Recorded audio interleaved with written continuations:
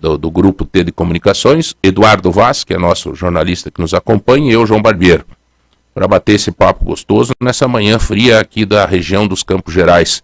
O senhor está em que parte do Brasil hoje, presidente?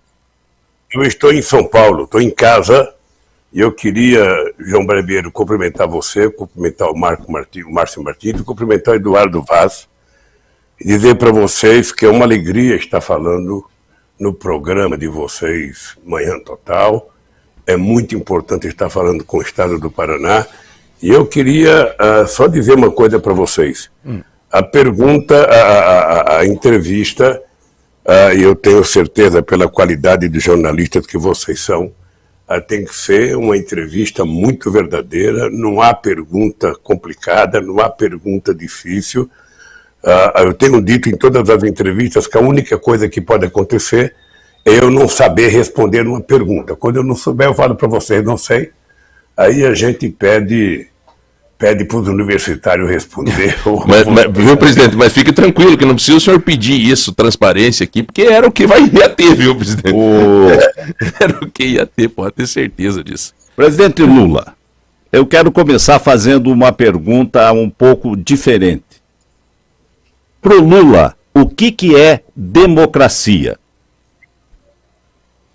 Olha, para mim, democracia é você ter liberdade de expressão, você ter liberdade de ir e vir, você ter liberdade de falar o que você quiser, sendo que você precisa respeitar apenas o direito dos outros.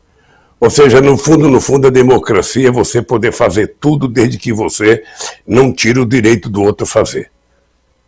O presidente, mas o senhor fala em liberdade de expressão e existe um burburinho e umas interpretações de algumas entrevistas suas que o senhor quer controlar a mídia. Aí então, já não tem. Como é que... Primeiro, João Barbiero, essa é uma narrativa construída por algumas pessoas que vem desde o último ano que eu era presidente da República. Contra essa narrativa de que eu quero controlar a imprensa, eu tenho uma vida política, eu não tenho um dia de política. Eu tenho 50 anos de vida política, tenho 20 anos de sindicalismo, tenho 8 anos de presidente da República, e eu duvido que em algum momento do meu governo houve qualquer interferência para que a imprensa não fizesse aquilo que ela quer fazer, porque na minha compreensão, quem vai controlar a imprensa, no rádio são os ouvintes, na televisão é o telespectador, na internet são os internautas, e nos jornais e nas revistas é o leitor. Às vezes quer controlar. Agora, o que eu quero, na verdade, é que nós precisamos discutir uma relação, sobretudo da mídia eletrônica, porque a última regulação é de 1962, o mundo mudou muito, e nós precisamos, então, discutir. Quem é que vai fazer isso? É um debate com a sociedade brasileira. Isso não é uma coisa feita por um presidente da República. É um debate com a sociedade, um debate... Só para lembrar que o congresso que eu fiz em 2009 tinha mais de 4.000 pessoas participando de todos os recantos do Brasil. Só não participou de televisão grande, a Globo e o SBT, mas o restante participou do debate, em que a gente fez um projeto, só que não foi dada entrada na Câmara, porque depois que a companheira Dilma assumiu, ela e o pessoal da comunicação devem ter entendido que não era o momento de dar entrada no projeto. Mas aquele projeto também já deve estar superado, e eu acho que a sociedade vai ter que discutir como é que a gente vai regular a internet. Eu, por exemplo, não sou especialista em internet, mas é preciso juntar todas as pessoas para que a gente discuta como regular a internet sem censurar a liberdade das pessoas utilizarem a internet. Aliás, a mídia eletrônica, hoje, todo mundo é vítima dela, né, presidente? Essa é uma verdade. E principalmente as redes sociais. Agora, você entende, presidente, que a mídia social é uma terra sem lei? Eu acho que do jeito que está colocado hoje é na verdade, uma coisa que a gente chama de mídia social, mas, na verdade, é uma mídia digital, né? Esse é o nome, ou seja, é porque as pessoas, às escondidas, fazem coisas que não teriam coragem de fazer, sabe, presencialmente. Ou seja, então, a provocação, as ofensas, as falsas denúncias, fake news, ou seja, essa é uma coisa que ganhou espaço muito grande na internet. Então, é preciso que se tenha uma regulação para a gente separar o joio do trigo. Ou seja, não é você tentar evitar que as pessoas sejam verdadeiras, é você tentar evitar fake news, tentar evitar mentira contra a vacina, tentar evitar mentiras contra doenças, tentar dizer que pessoas, aconteceu tal coisas que não aconteceram com as pessoas. A vender terrorismo, na verdade, é que é uma coisa muito grave na internet e que ainda não tem uma regulação e não tem controle. Eu acho que é uma coisa no mundo inteiro.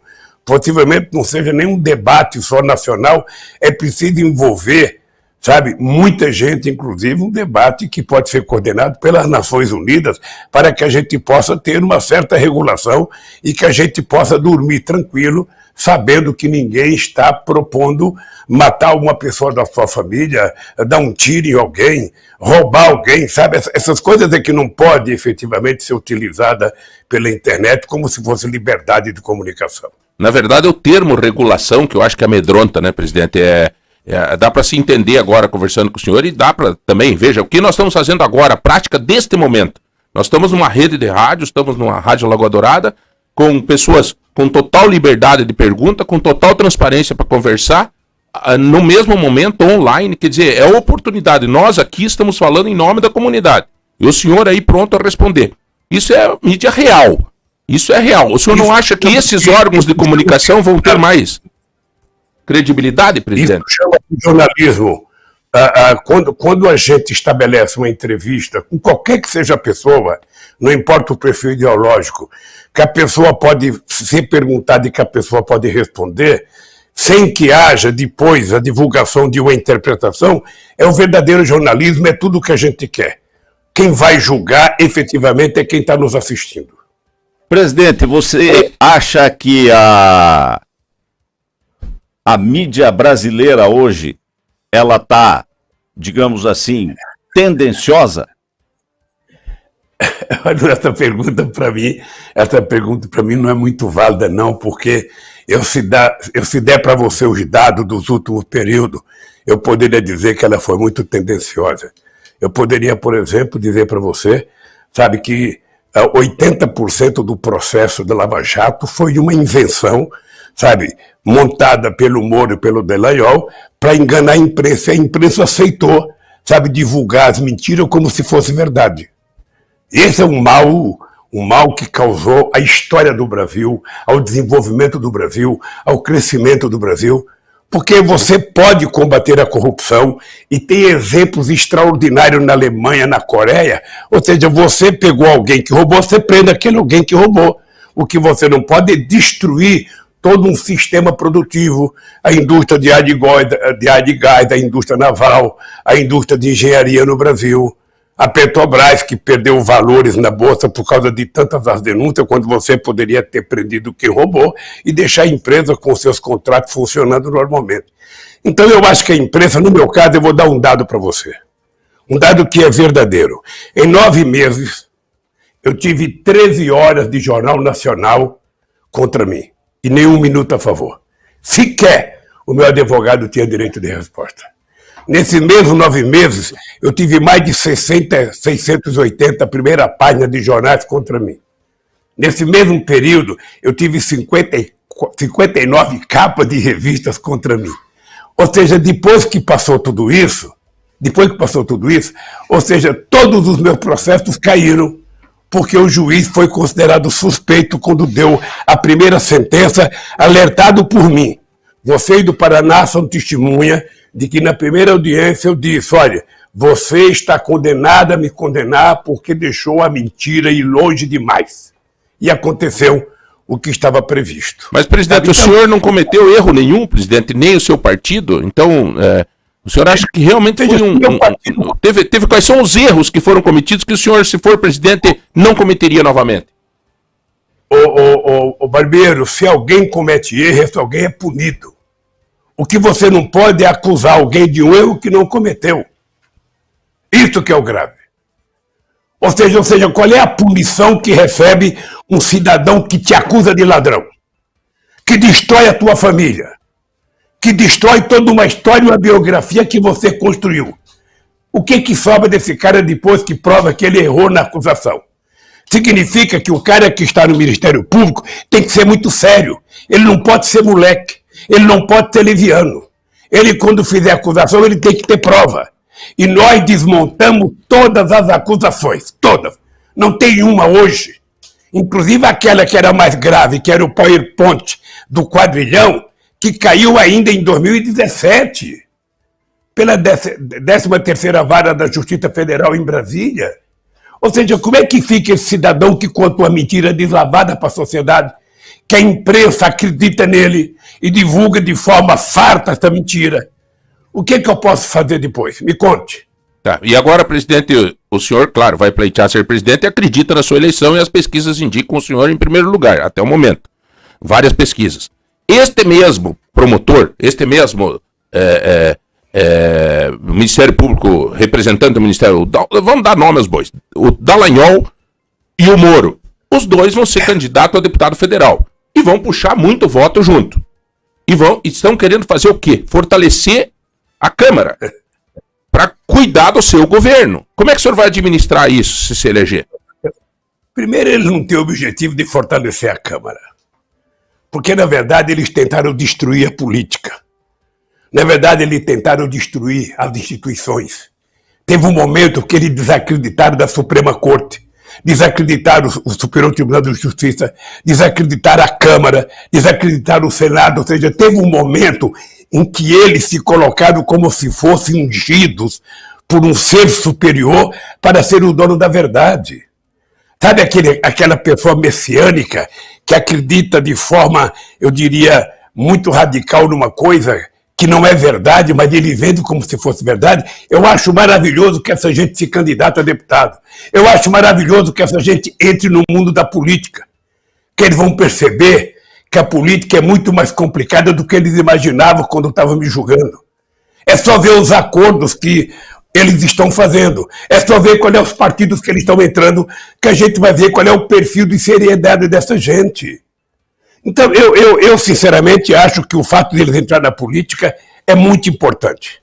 É muito importante que eles participem do debate, que eles vão fazer discurso na tribuna, para eles saberem que o mundo da política é muito mais difícil do que ficar atrás de uma toga e do Código Penal julgando os outros. Falando em acordos, presidente, o senhor tem conversado, e o Alckmin vai ser o seu vice, né? Acordos, conversas, o Alckmin era um arquirrival político seu, e de repente agora vocês conseguem afinar um discurso juntos. Deixa eu só complementar essa pergunta do João. Quem mudou? O Lula mudou ou o Alckmin mudou? É só você ver a minha fisionomia pelo vídeo que você vai perceber que eu mudei. Eu tinha cabelos pretos e muito cabelo, hoje eu não tenho cabelos pretos e pouco cabelo. Minha barba era preta, ou seja, eu acho que eu mudei, acho que o Alckmin mudou, acho que o Brasil mudou, e acho que o Brasil precisa dessa mudança para que a gente possa reconstruir o Brasil. Veja, você disse bem, ô João, eu fui adversário do Alckmin, eu não fui inimigo do Alckmin. Feliz era o Brasil no tempo que a disputa, a polarização, era entre dois partidos democráticos, PT e PSDB. Feliz era o país que tinha disputa entre Lula e Fernando Henrique Cardoso, entre Lula e Serra, entre Dilma e Serra, entre Dilma e Alckmin. Feliz era o país, porque você tinha um debate civilizado, você tinha um debate sobre programa de governo. Isso é muito importante. Então eu acho que é o seguinte, o Alckmin mudou de partido. Eu tenho dito para todo mundo que eu não quero ser candidato apenas do PT, que é preciso eu ser candidato de um movimento que esteja disposto a reconstruir e devolver a democracia a esse país, a fortalecer as instituições para que elas possam garantir o exercício democrático de quem governa esse país e para que ela possa garantir o exercício democrático de cada ser humano nesse país. Coisa que o atual governo não garante, porque ele efetivamente não gosta de democracia. Então, o que eu acho é que eu e o Alckmin podemos estar juntos na chapa. Aí eu vou ter uma reunião na sexta-feira em que o PSB vai propor o Alckmin de vice, e isso nós vamos levar para discutir no PT. E você pode ficar certo que se nós estivermos juntos, nós vamos reconstruir o Brasil porque nós somos dois democratas, gostamos da democracia, exercemos da democracia e temos como prova o exercício dos nossos mandatos. O senhor entende, presidente, que hoje não é uma democracia perfeita no Brasil? Eu acho que nós não temos uma democracia perfeita. Veja, você por acaso já tinha ouvido falar numa coisa chamada orçamento secreto na Câmara dos Deputados? Não. Nós não tínhamos orçamento secreto. O orçamento secreto é uma transferência de uma parcela de poder do poder executivo para o poder legislativo. Hoje o Bolsonaro não comanda o orçamento da União. Quem comanda o orçamento da União é a Câmara dos Deputados e o Senado. Então isso é grave. É grave porque diminui o papel e a importância que tem que ter um presidente no regime presidencialista. Eu acho que nós não temos uma plena democracia. Nós temos um governo que vai terminar o seu primeiro mandato sem conversar com sindicalistas, sem conversar com ninguém do movimento social, sem visitar sequer uma família que perdeu um parente por causa do Covid. Nós estamos vivendo um período em que um presidente da República ataca a democracia todo dia, ataca a imprensa todo dia, quando não ataca a imprensa, ataca jornalista todo dia. E não é o presidente sozinho, é ele e a família toda. Ou seja, nós temos um presidente que acaba de atingir, sabe, com acusações que jamais poderia acontecer, a Miriam Leitão. Ou seja, acusando ela, sabe, porque ela foi presa. Então, esse tipo de gente não presta para governar o Brasil. Esse tipo de gente que enaltece o Ustra, que foi um torturador nesse país, que tenta utilizar as Forças Armadas como se fosse dele, quando as Forças Armadas é uma instituição do povo brasileiro, que rouba as cores do Brasil como se fosse o partido dele, a bandeira nacional, a camisa da seleção brasileira, ou seja, aquilo que é, na verdade, de todos, ele tenta extrair para ele. Então, qual é a prática democrática dele? Nenhuma. Não respeita direitos humanos, não respeita negro, não respeita índio, sabe? Provoca o desmatamento todo santo dia. Sabe? É o seguinte, ele não gosta de uma relação civilizada. Ele faz questão de ser ogro, ele faz questão de ser ignorante, ele faz questão de ofender as pessoas, sabe? De tudo quanto é jeito. Então, o Brasil não precisa disso, gente. O Brasil precisa de alguém que seja um harmonizador, sabe? Alguém que, sabe, estimule a paz, a harmonia, a fraternidade, a solidariedade, o crescimento econômico, a distribuição de riqueza, alguém que ajude o pequeno e médio produtor rural, alguém que ajude o micro e pequeno empresário. Sabe, é disso que o Brasil está precisando para crescer e se transformar numa grande nação. Agora, e, lamentavelmente, não faz isso. Agora, presidente, a Constituição de 1988 transformou o Brasil num modelo híbrido. Isso na minha opinião. Ela não é presidencialista ao ponto do presidente poder tudo, assim como ela não é parlamentarista, assim como o parlamento elegeria o primeiro-ministro. Agora eu faço uma pergunta.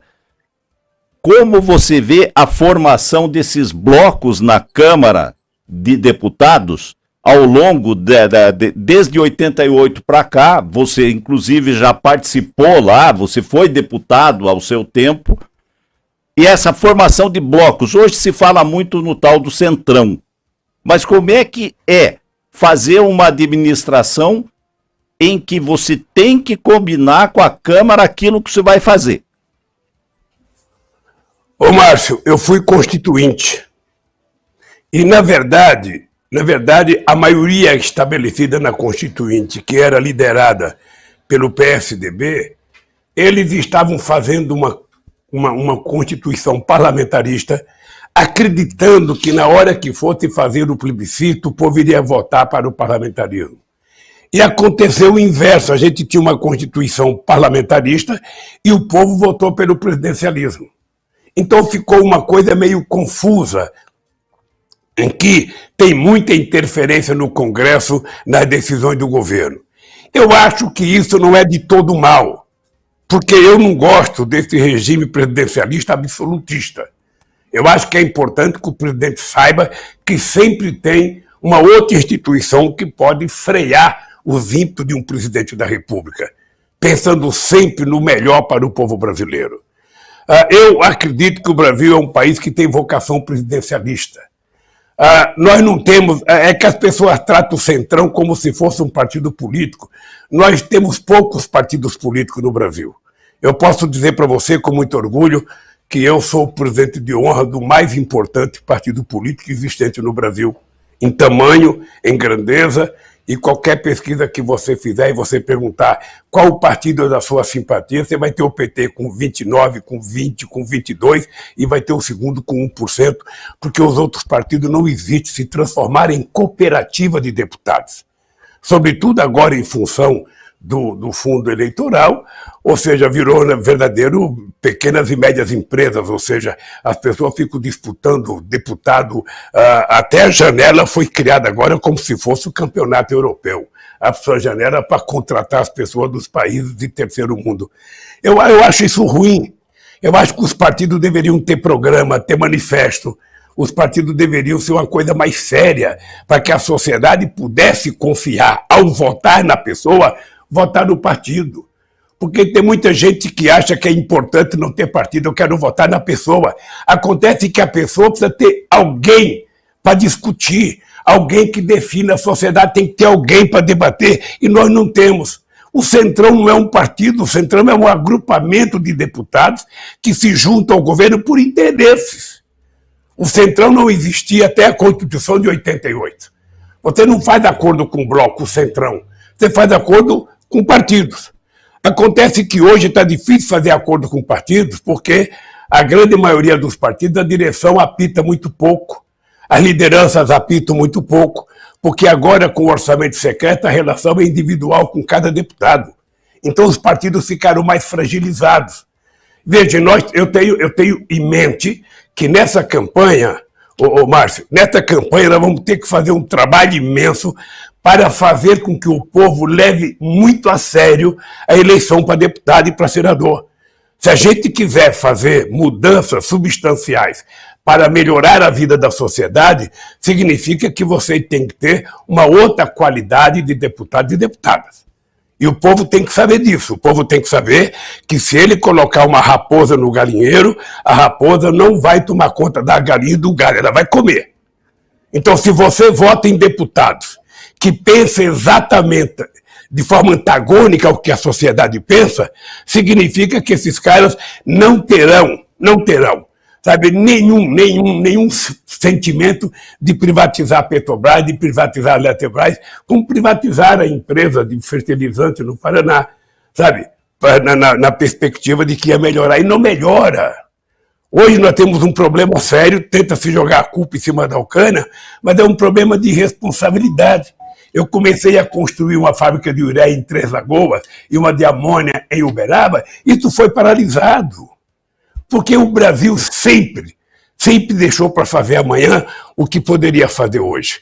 Então, eu estou convencido que é preciso ter uma mudança substancial no Congresso Nacional. O presidente é presidente, o legislativo legisla e o judiciário julga. Nós temos que voltar à normalidade institucional para que esse país possa ser bem governado e para que o povo possa estar tranquilizado, vivendo num país em que as instituições funcionam e a democracia vai prevalecer.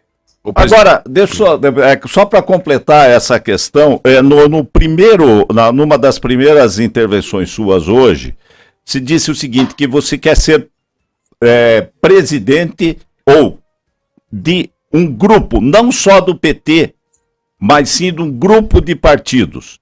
E aí, eu concordo com a sua resposta quando você diz que o PT hoje é o partido de maior relevância a nível brasileiro, a nível Brasil. Por quê? Porque realmente ele continuou como sendo um partido. O PT não mudou. Os outros todos mudaram de sigla, mudaram de nome, trocou todo mundo. Mas com relação ao PT, ele se manteve assim, dentro da sua filosofia, daquilo que ele começou lá atrás, como partido político. Aí, por isso que eu pergunto, o PT vai ter que fazer um acordo com o Centrão para ganhar a eleição? Não, não, porque o Centrão, eu já disse que o Centrão não é um partido político e que tem partido do Centrão que não estão ligados diretamente à campanha do Bolsonaro. O que nós queremos é juntar todos os partidos progressistas que estão trabalhando, sabe, pela democratização do país, pela reconstrução do país. Aí entra praticamente todos os partidos de esquerda, sabe, e os partidos de centro-esquerda. E nós, então, vamos ganhar as eleições com esse espectro mais progressista da sociedade. Essa é uma coisa. Outra coisa é que quando você ganhar, que você quiser aprovar um projeto de lei, você tem que conversar com todo mundo que foi eleito. Você não conversa com quem ficou na suplência. Você conversa com quem está deputado. Então você vai conversar com os partidos que estão com representatividade na Câmara e no Senado. Essa é a prática política da humanidade. Eu não estou inventando isso, sabe? A Angela Merkel não inventou isso, o Chirac não inventou, o Biden não inventou, ou seja, essa é a realidade política da humanidade. Você conversa com as pessoas que estão nos cargos que decidem as coisas que você tem que fazer.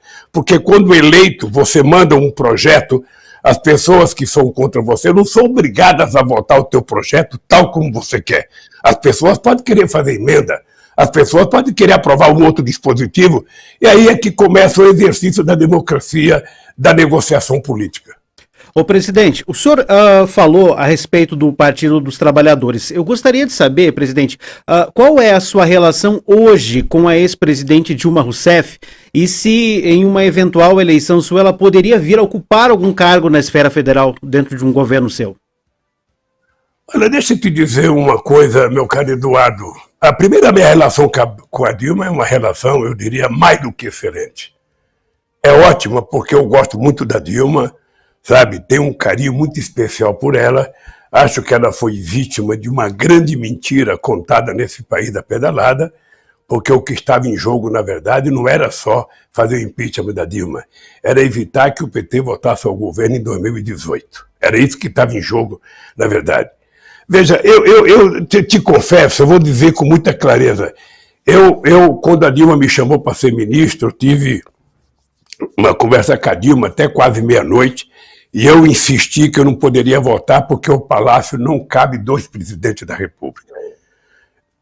É muito difícil você imaginar um presidente mandando em outro presidente, um presidente dando ordem para outro presidente. Eu quero dizer para você o seguinte, eu vejo que a Dilma tem papel importante a cumprir no Brasil e para o Brasil. A Dilma pode ajudar de forma extraordinária porque ela tem uma experiência acumulada. Agora, eu não me sinto à vontade de mandar na Dilma, sabe, de dar bronca na Dilma, de obrigar ela a fazer uma coisa, não me sinto.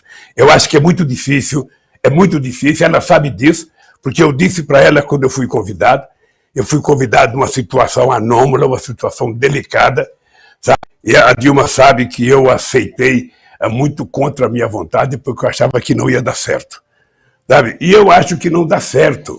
Não dá certo você achar que você pode chamar um presidente para ser teu ministro, você vai tornar ele uma figura inferior a você na escala de autoridades, e aí fica um presidente mandando em outro. A tendência é dar problema, a tendência é não dar certo. Então, eu, sinceramente, não trabalho com essa hipótese. Não trabalho com essa hipótese, mas eu acho que a Dilma tem um papel a cumprir. Ela e outras pessoas que foram presidentes, que podem ser acionados a qualquer momento que o governo precisar. Tá, mas eu quero te dizer que a minha relação com a Dilma é a melhor possível. Eu tenho um carinho muito especial pela companheira Dilma Rousseff. Presidente, perguntas populares, tá? Coisa que se fala no dia a dia, nas fatídicas redes sociais e tudo mais. Primeira, o seu filho ficou milionário? Realmente é sócio da JBS, não sei o quê. Segunda, o Brasil está a caminho de virar uma Venezuela. Terceira, aquela foto sua com a namorada mostrando a coxa, é sua mesmo aquela coxa ou é fake news? Perguntas populares. Eu peguei a coxa do Hulk, ou seja, sabe aquele filme, aquele artista, sabe? Deixa eu te falar uma coisa. Primeiro, quando no começo vocês começaram a perguntar da imprensa, o meu filho foi uma dessas vítimas. Você veja que faz quase 10 anos que meu filho é cruzado. A primeira capa contra o meu filho ainda foi em 2004, 2005.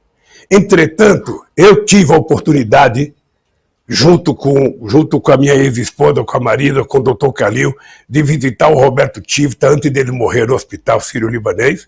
E ele disse para minha mulher: eu sei que a senhora não gosta de mim porque a Veja mentiu sobre o seu filho. A gente não tinha prova daquilo que nós falamos.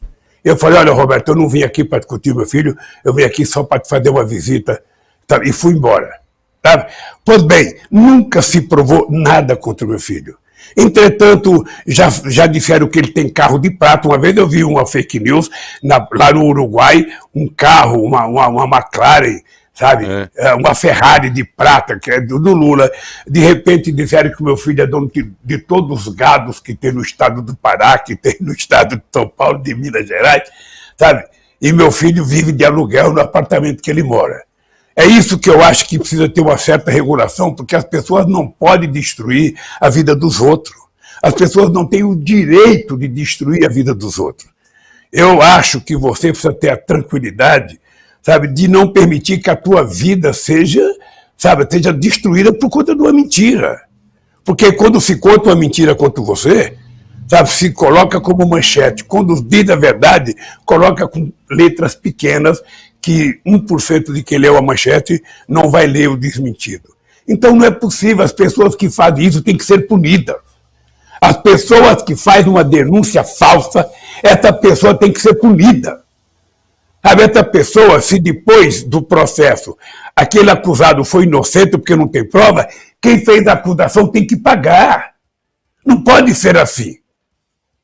A questão da Venezuela, presidente. A Venezuela é outra barbárie que se fala aqui no Brasil. Quando eu fui presidente da República, nós tínhamos uma relação muito boa com a Venezuela e o Brasil tinha um superávit comercial de 4 bilhões de dólares com a Venezuela. A Venezuela comprava quase tudo que o Brasil produzia. Quase tudo. E essa relação foi importante, porque ela começou com o Fernando Henrique Cardoso em 2000, quando o Chaves foi eleito. E aí essa relação foi crescendo, nós tínhamos empresas investindo lá no setor elétrico, nós tínhamos empresas investindo em infraestrutura, sabe? E eu estava incomodado, porque um país não pode ter um superávit muito grande com o outro. É preciso que haja uma política como se fosse uma via de duas mãos, ou seja, você compra e você vende, você compra e você vende. Tem que ter um certo equilíbrio, porque senão você asfixia o outro partido. É por isso que eu tentei, sabe, fazer um acordo para fazer uma refinaria junto, que não deu certo, porque a PDVSA não quis, sabe, para que a gente pudesse importar um pouco de petróleo da Venezuela para equilibrar um pouco a balança. Porque a Venezuela comprava leite do Brasil, comprava ovo do Brasil, comprava frango do Brasil, comprava porco do Brasil, ou seja, e a gente praticamente não comprava nada deles. Então essa relação era muito boa. Você veja que eu fui acusado de que eu estava gastando dinheiro no metrô de Caracas.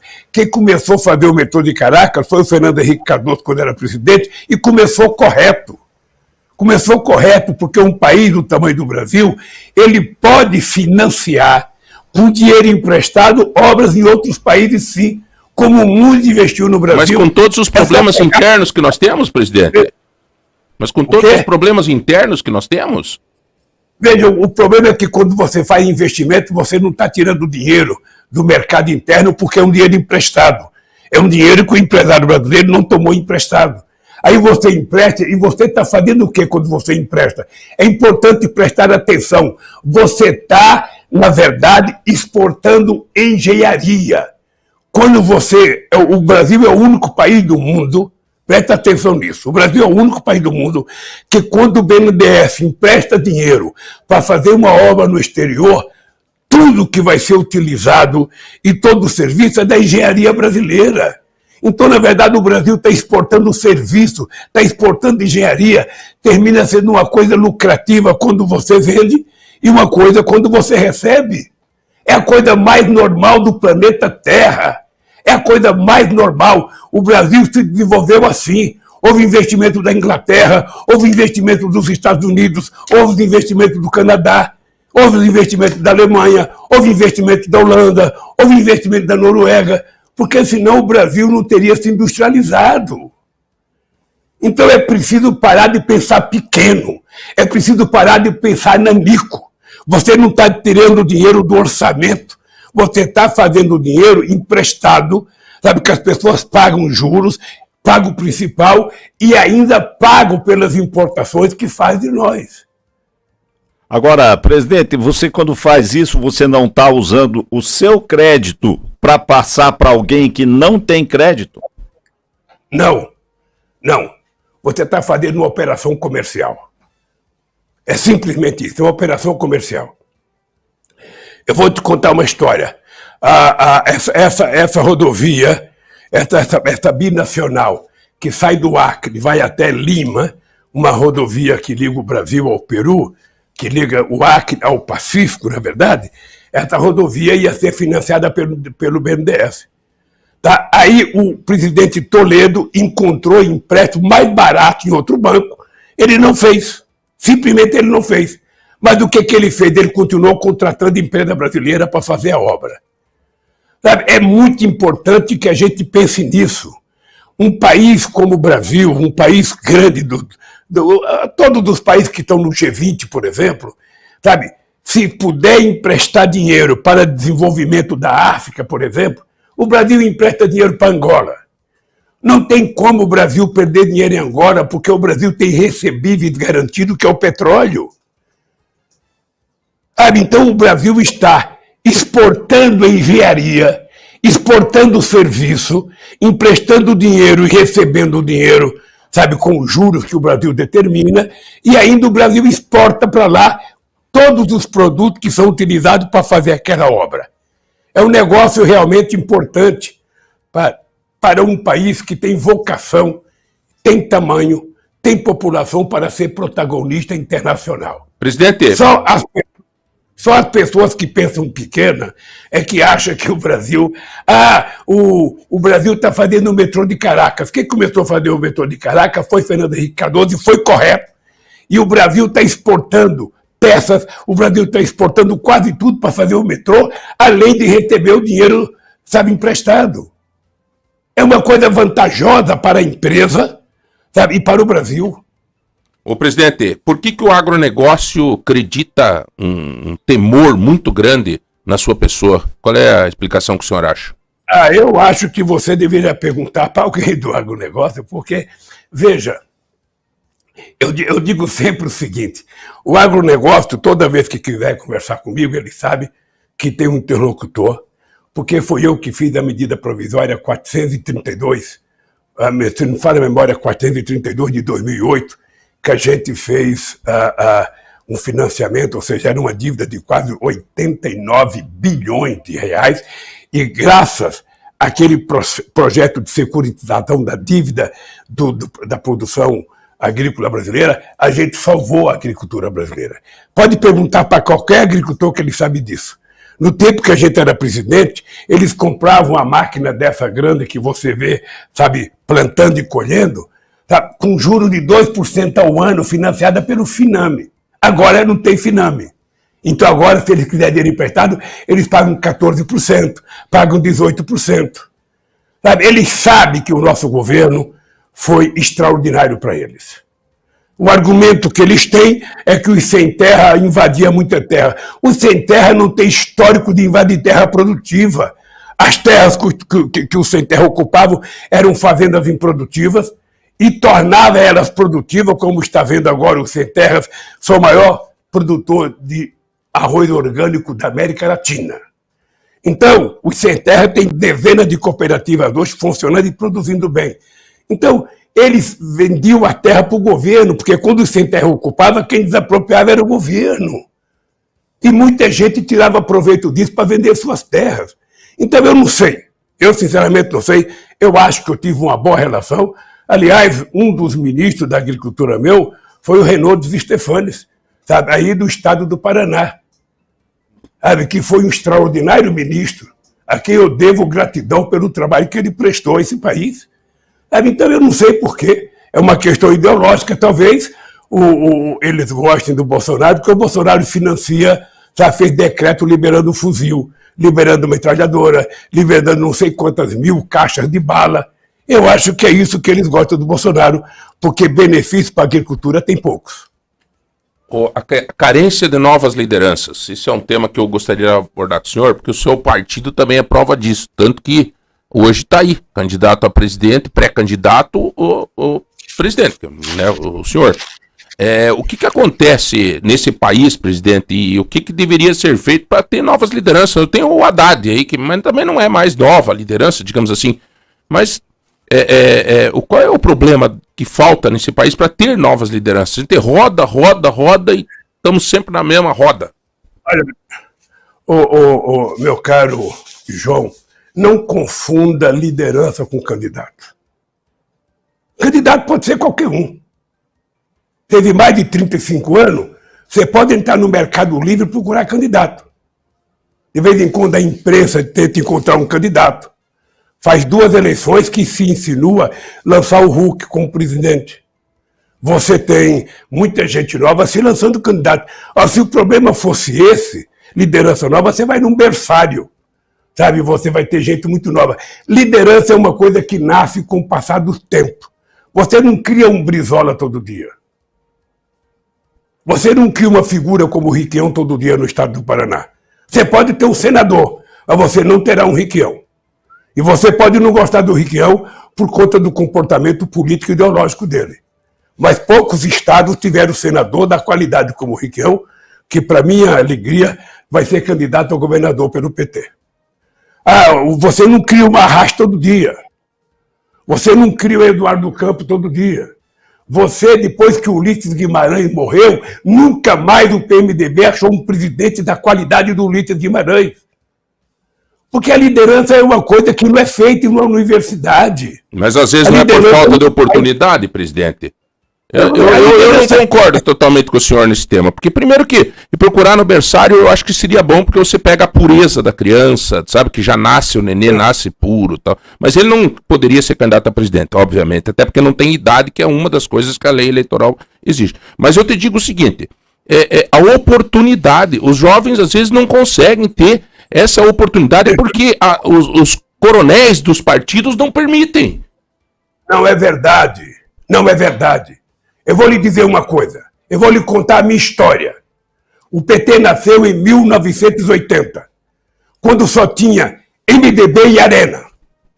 A primeira vez que eu falei no PT, num palanque em São Bernardo, no encontro para discutir liberdade partidária, estava todo o PMDB lá, eu fui vaiado. Ou seja, eu não criei o PT por concessão, foi teimosia. Foi teimosia. Nós não fizemos as greves de São Bernardo por concessão, foi teimosia. Então, se as pessoas quiserem ser líder, as pessoas têm que trabalhar para ser líder.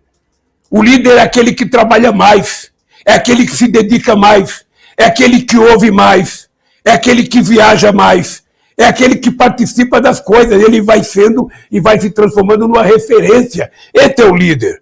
O líder não é aquele que tem um cargo.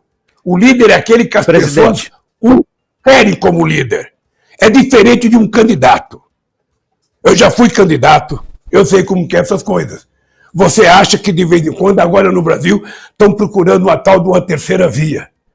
Precisa de uma terceira via. Como se tivesse, sabe, um santo, sabe, para aparecer, para governar esse país. Qual é o passado? Qual é o legado? Qual é a história para você saber se esse cara tem ou não competência para governar esse país? O que eles fizeram? Eu tenho um legado nesse país. Ô João, eu tenho um legado nesse país que é muito grande. É um legado de ser a maior política de inclusão social da história desse país. É um legado de aumentar o salário mínimo todo ano, acima da inflação. É um legado de aumentar o salário das categorias organizadas, dando a ele mais aumento do que a inflação. É um legado de criar 22 milhões de empregos. É um legado de ajudar a agricultura familiar a se transformar numa potência nesse país, que agora diminuiu bastante. É um legado de ajudar o agronegócio a se transformar num grande exportador. Mas, sabe, então, quem é que tem legado para ser candidato a presidente? A pessoa tem que ter feito alguma coisa, tem que ser experiente, tem que ter, sabe? Então que apareça. Apareça e se submeta ao povo. Ô, presidente, Eu fiz isso quando eu era metalúrgico. Eu só queria, João, para que o povo do Paraná não esqueça nunca que quando eu fui candidato a presidente em 89, eu não disputei com o Zezinho qualquer, não. Eu disputei contra Brizola, contra Ulisses Guimarães, contra Maluf, contra Fife Domingo, contra Mário Covas, contra Aureliano Chaves. Apenas alguns nomes das personalidades políticas que eu disputei. Quem é que foi para o segundo turno? Eu. Não estava previsto que eu ia. Por que eu fui? Porque por muito trabalho, muita insistência. Sabe? Eu, nesse país, meu caro, eu andei 91 mil quilômetros para conhecer o Brasil de ônibus, de trem, de barco, para poder conhecer as entranhas do país e para poder dizer, eu conheço o Brasil, eu posso governar o Brasil. As pessoas que façam isso. As pessoas que façam isso. Sabe, não é porque a pessoa fez um curso na faculdade, sabe, que ele acha que ele tem um direito, sabedoria para ser presidente. É preciso conhecer as entranhas do povo. É preciso saber como é que esse povo vive. É preciso saber como é que esse povo está passando hoje. Pior do que no tempo que eu fui presidente, e muito pior. A fome está batendo, a fome chegou na casa de 19 milhões de pessoas. Nós temos 116 milhões de pessoas com insuficiência alimentar. Nós tínhamos estoque regulador de alimento na Conab, que não temos mais.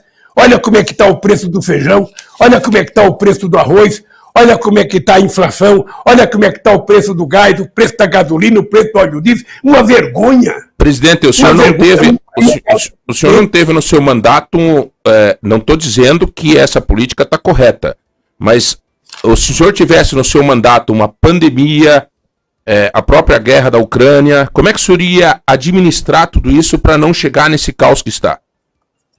Eu vou lhe dizer uma coisa que eu tive, você já esqueceu, João, você não pode esquecer.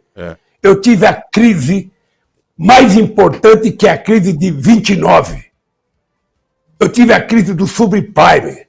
Eu tive a crise da quebra do Lehman Brothers, que fez com que os americanos gastassem trilhões e trilhões para arrumar a casa dos bancos e não tiveram o mesmo gosto de arrumar a casa do povo. Até hoje se está pagando a crise. E eu disse, no Brasil ela vai ser uma marolinha. E ela foi uma marolinha no Brasil. Porque a gente estava com um processo anticíclico de investimento. É importante lembrar que o PAC foi lançado em 2007 e a crise começou em 2008. A gente já estava com muito dinheiro. Você sabe o que eu fiz? Eu fiz o que o Biden fez agora. Eu fiz o que a Angela Merkel fez agora. Nós colocamos o dinheiro do BNDES para investir no setor produtivo, para fazer ponte, para fazer estrada, para fazer novas empresas. É esse o papel do Estado. É por isso que eu defendo um Estado forte.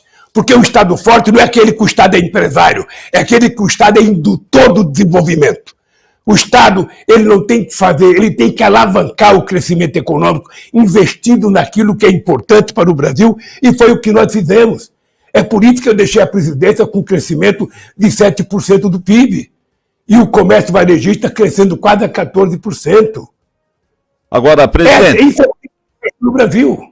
Agora, presidente, o senhor não vê que, na realidade, a essa época, 2007 e 2008, antes de 2008, o país ou o mundo estava numa onda de crescimento total, a China crescendo a 13% ao ano? O Brasil teve estado do Nordeste que cresceu acima da China. Me permita chamá-los de companheiros, tá? Eu vou dizer uma coisa para vocês. O que vocês têm que entender é que o milagre que nós fizemos no Brasil foi colocar o povo pobre no orçamento da economia. É por isso que eu digo todo dia, para resolver o problema do Brasil, nós temos que colocar o povo pobre no orçamento da Prefeitura, do Estado e da União e colocar os ricos no imposto de renda, para que as pessoas que vivem de dividendos paguem imposto de renda. Sabe? Eu vou dar um exemplo. O cara que tem uma casa muito chique aqui no Brasil e ele deixa a casa de herança, ele paga apenas 4% de imposto. Nos Estados Unidos é 50%. E ainda no Brasil se acha que paga muito imposto. Então, o dado concreto é que nós precisamos fazer uma reforma tributária. Eu tentei 2 vezes e não consegui. É por isso que eu acho que é importante as pessoas saberem que tem que votar em deputados que querem fazer uma reforma tributária para fazer justiça tributária nesse país. Quem ganha mais, paga mais. Quem ganha menos, paga menos. E eu defendo que quem ganha até 5 salários mínimos não deva pagar imposto de renda. Vamos cobrar um pouco de quem ganha mais, para que a gente possa garantir que a sociedade brasileira viva num mundo mais justo. O que é importante, que tem explicação, é por que nós tiramos 36 milhões de pessoas da miséria absoluta. Por que nós colocamos 40 milhões de pessoas, sabe, num padrão de consumo de classe média? Por que nós geramos 22 milhões de empregos? E por que até 2014 a Previdência era superavitária? Por que a imprensa, por que a Previdência é deficitária? Porque não tem emprego, as pessoas não contribuem. Você está lembrado que nós legalizamos 6 milhões de microempresas, sabe, na Previdência Social. E todo mundo contribuindo, a Previdência arrecada.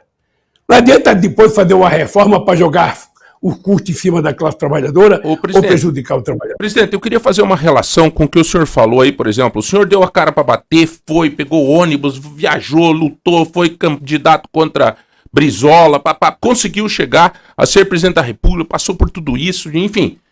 O empresário, muitas vezes, ele sai do conformismo, ele não tinha nada, ele começa, ele luta, ele vai, ele gera emprego, ele dá... Hoje em dia, ser empresário é um problema, ele enfrenta a CLT, ele enfrenta não sei o que, ele luta e chega, de repente, a ter uma empresa e gerar emprego.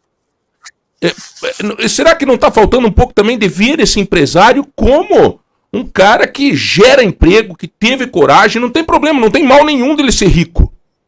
Agora, porque ele é rico, ele tem que pagar mais, mas e o sofrimento que ele teve e a geração de emprego que ele faz e o resultado da empresa dele? Esse contexto, presidente, o que o senhor acha? Vamos ser francos o seguinte, a CLT, na verdade, ela não era uma desgraça. É importante lembrar que a CLT foi criada em 1943, no tempo em que a gente trabalhava quase que num sistema de escravidão, em que você não tinha uma jornada de trabalho, sabe, assegurada de 8 horas. Tinha gente trabalhando 14 horas por dia. Naquele tempo, muitos empresários de São Paulo achavam que a férias de trabalhador deveria só de 10 dias, porque se o trabalhador ficasse muito tempo em casa, ele era ocioso, e a ociosidade fazia com que ele batesse na mulher, com que ele bebesse. Era essa a imagem e a cabeça dos empresários de uma nação escravista. Vamos ter claro isso. A CLT ela foi a primeira regulação, é por isso que aqui em São Paulo os empresários odeiam tanto Getúlio Vargas, porque ele tirou os trabalhadores de uma semi-escravidão e deu direito para os trabalhadores. Olha, nós queríamos fazer reforma na CLT para aprimorá-la aos dias atuais. Nem tudo é igual era em 43. Não, mas o que eles fizeram? Tiraram, tudo jogando a culpa em cima do custo do Brasil. Nenhum país do mundo sério desmonta a estrutura sindical como eles desmontaram aqui no Brasil. E eu sou prova porque vivi no meio, eu quero que o empresário ganhe dinheiro. Porque se o empresário não ganhar, ele não vai investir. Se ele não investir, ele não gera emprego. Eu quero que o trabalhador brasileiro tenha o empresário brasileiro tenha a cabeça pensando como pensava o Henry Ford. Eu tenho que pagar bem aos meus trabalhadores para que eles possam consumir os produtos que eu fabrico.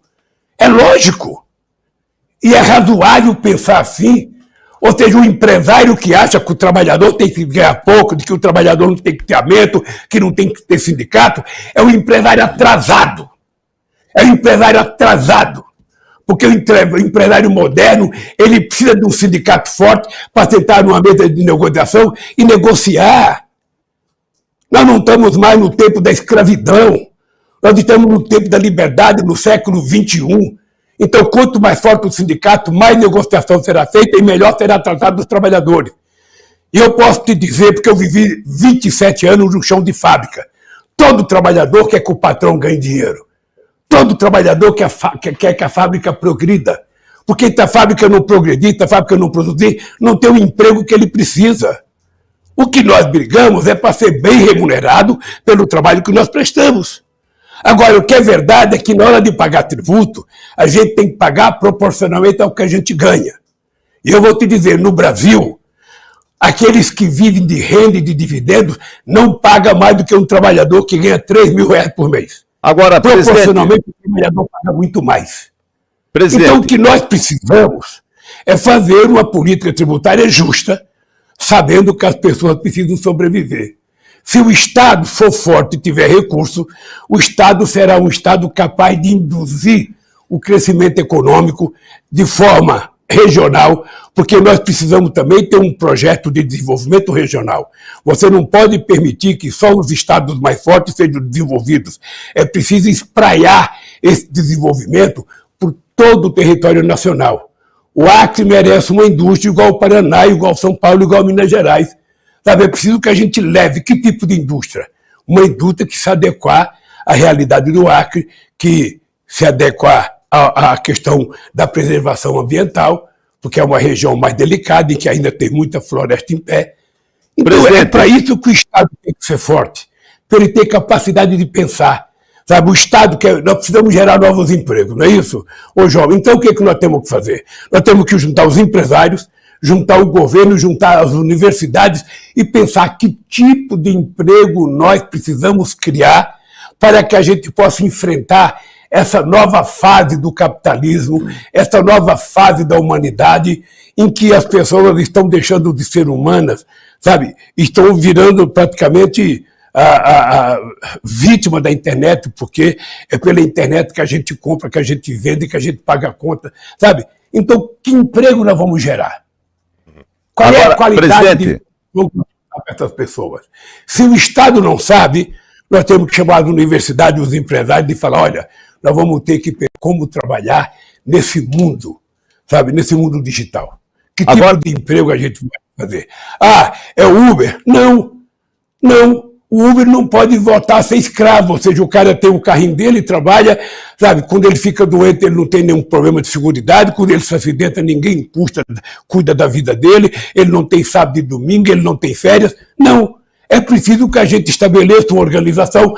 A Espanha acabou de fazer isso, para que o cara que trabalha no Uber, ele tenha um mínimo de garantia para ele e para a sua família.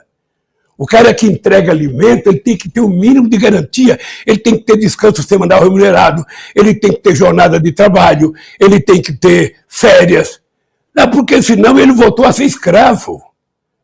Eu sei que é um debate complicado, mas é um debate que a gente vai ter que sentar numa mesa e começar a conversar. Na Espanha demorou 9 meses. E no Congresso Espanhol foi aprovado por um voto. Eu sei que é um tema difícil, mas é um tema que a gente não tem que ter medo de discutir. Nós precisamos discutir e discutir com muita capacidade e muita habilidade. Até porque é preciso que os trabalhadores evoluam, mas é preciso que os empresários evoluam. Para que a gente possa ter uma sociedade mais justa, mais solidária, mais fraterna e as pessoas viverem mais dignamente. Presidente, só deixa eu fazer uma colocação aqui. O imposto no Brasil hoje, ele é fixado, assim como o modal de transporte é rodoviário, o imposto no Brasil é sobre consumo. A maior parte, ou seja, por que, como o senhor mesmo disse, quem ganha menos paga mais. Paga mais por quê? Porque todo mundo consome. Então o percentual que você paga de imposto, ele pega mais o que tem menos e menos o que tem mais. Não teria que se mudar esse modelo que hoje o imposto no Brasil, seja ele federal, estadual, municipal, ele é embasado sobre consumo? Ô Márcio, eu acho que tem que mudar. Eu acho que tem que mudar. Por isso é que nós vamos ter... tem coisas que a gente não pode esquecer.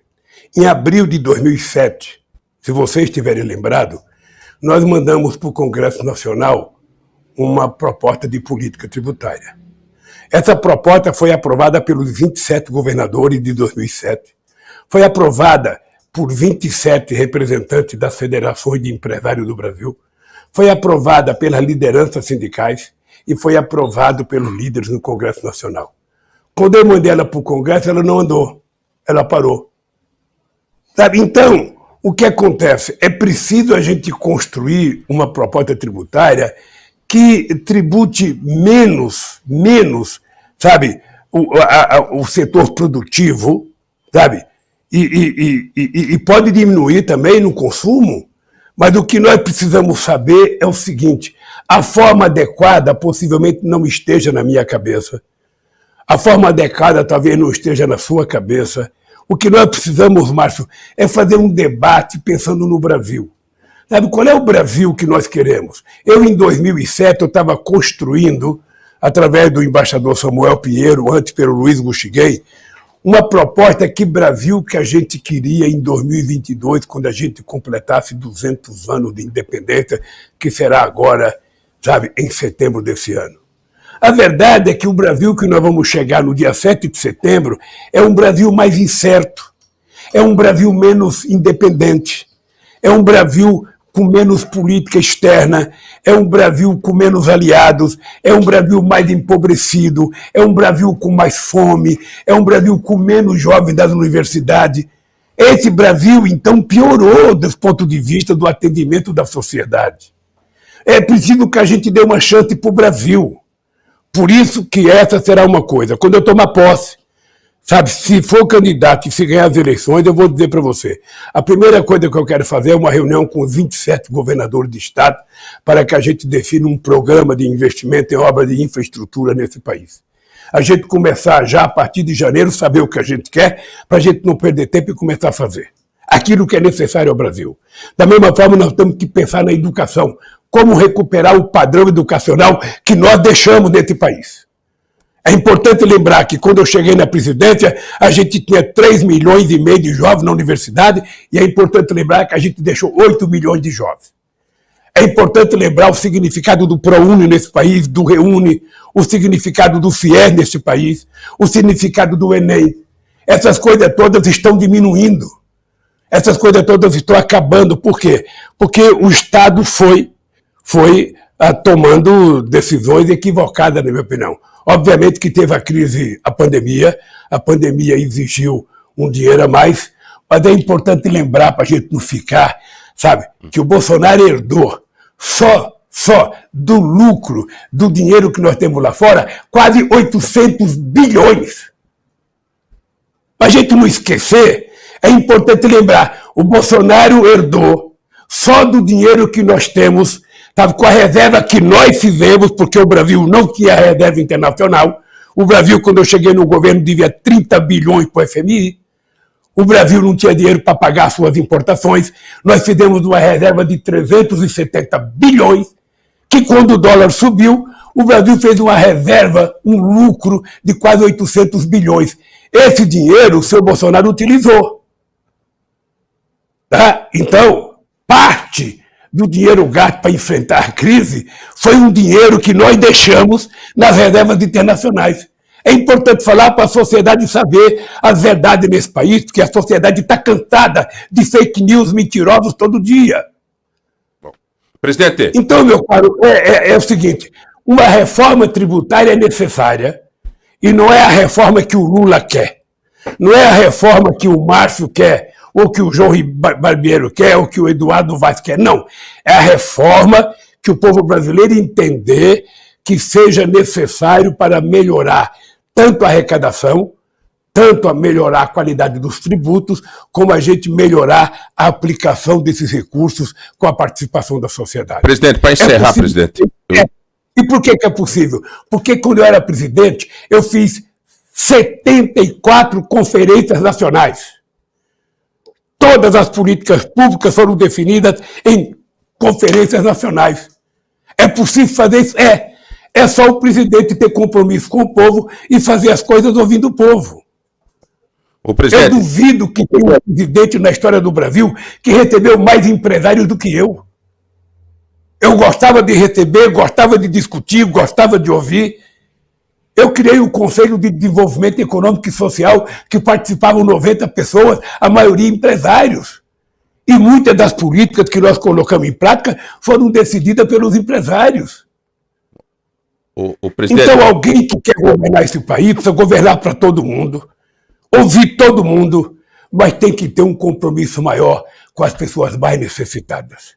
É por isso que eu dizia, governar o Brasil é como se você fosse uma mãe.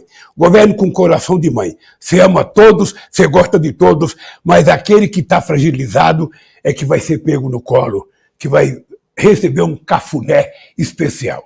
Presidente, eu quero fazer um último registro, que a sua assessoria já está me chamando a atenção aqui também, porque tem mais compromissos do senhor na agenda de hoje, obviamente, mas nós temos pessoas aqui em Ponta Grossa muito ligadas ao senhor, pelo histórico, o Péricles, o Jefferson Tramontim, mas no estado do Paraná, indiscutivelmente hoje, uma pessoa importantíssima é a presidente do PT, a Gleice Hoffmann. Qual é o papel da Gleice no seu governo? Como é que a Gleice vai participar? Obrigado pela pergunta, porque vai me dar a oportunidade de cumprimentar a Gleice, o Enio Verri, o Zeca Dirceu, o Arilson, a Luciana, o professor Lemos, o Tadeu Venere e o Riquião Filho. Bom, os deputados do PT. Agora eu queria te dizer duas coisas. A Gleice é Bom, primeiro eu acho ela a dirigente partidária mais qualificada hoje no Brasil de todos os partidos políticos. Ela é, efetivamente, a grande dirigente política desse país. Sabe, ela cuida com muito carinho, com muita sabedoria, com muita coragem, porque não é fácil ser presidente de um partido como o PT. Ô João, não é fácil. O PT é um partido complicado, e a Gleice, com muita competência, dirige esse partido. Ela está discutindo com todos os partidos políticos, discute igualdade de condições. Aliás, ontem à noite ela foi fazer uma reunião com empresários e eu falei para a Gleice, a única coisa que você não pode é ficar nervosa. Vá lá, ouça, fala o que você quiser, mas não fique nervosa. Então eu acho que a Gleice vive um momento político excepcional. Eu, sinceramente, de vez em quando fico imaginando que Deus é petista, porque, sabe, permitir que a Gleice, sabe, dirija o PT com a competência que ela dirige significa que ela é muito madura, muito responsável e muito competente. E veja, conseguir fazer o companheiro Riquião entrar no PT, o que não era uma coisa fácil. E pode se preparar que o Riquião pode voltar a governar esse Estado, porque nós precisamos resolver algumas coisas no Estado do Paraná. Ou seja, é preciso pensar um pouco mais no povo. É preciso pensar. Sabe, a gente precisaria, sabe, quando terminar o mandato de cada governante, a gente questionar ele para perguntar o que foi feito para o povo. Porque os caras querem privatizar. Tem gente que só pensa em privatizar. Ele se vende como moderno, arruma até o paletó, fecha o paletó quando vai dar entrevista e vai, não, porque nós vamos vender as empresas, porque nós vamos fazer licitação disso, fazer aquilo. Ou seja, mas não tem uma proposta de algo novo. Porque quando você começa a vender o patrimônio do Estado, que é de todos, quando terminar de receber, você vai fazer o quê? Não conheço uma empresa que privatizou para baratear as coisas. Olha o discurso que fazia um tempo atrás, o João dizendo, é preciso que a gente abra concorrência na área do petróleo, é preciso desmontar a Petrobras, vamos vender a BR, que vai ter mais empresa participando. Vender a BR, hoje tem 392 empresas importando gasolina dos Estados Unidos, é por isso que o preço tem que ser precificado, porque é preciso encher a pança, sabe, dos acionistas de Nova York, em detrimento dos investimentos que a empresa precisa. A mesma coisa vale para a Copel, né, no Paraná. Ou seja, é uma empresa que está ganhando dinheiro, mas está apenas distribuindo para os correntistas. O que está fazendo de novos investimentos nesse país? Você não pode achar que só os acionistas têm direito, ou seja, tem que ter uma reserva para investimento. E não tem nenhuma explicação o preço da gasolina ser internacional, se o petróleo é nosso, se nós somos autossuficientes, se a Petrobras tem competência. Nós temos que fazer nova refinaria.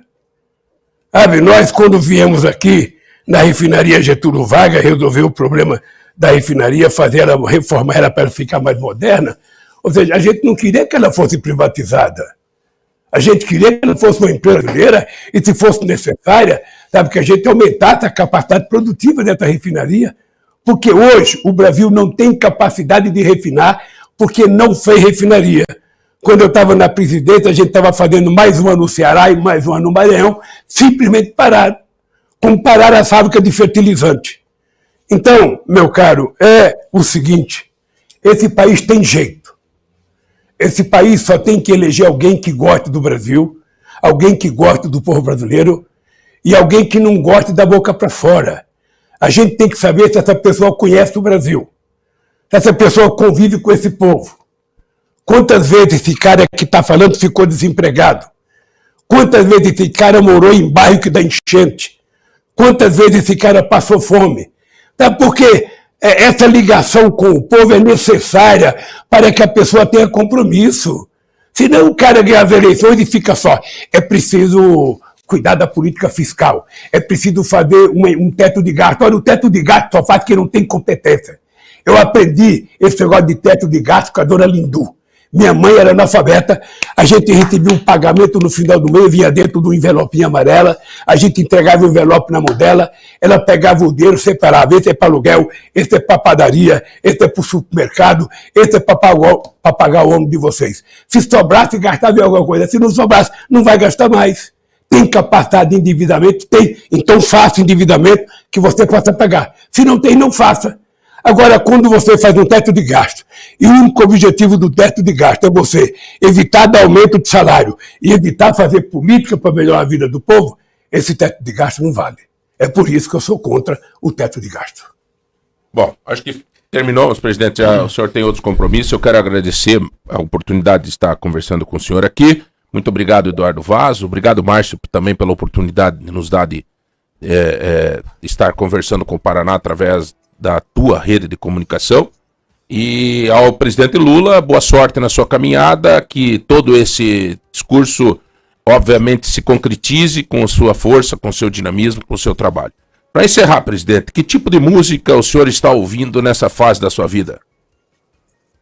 Hoje, antes de falar de música, eu queria só agradecer a você, agradecer ao Márcio Martins, agradecer ao Eduardo Vaz e dizer para vocês que foi muito bom, sabe, dar para vocês.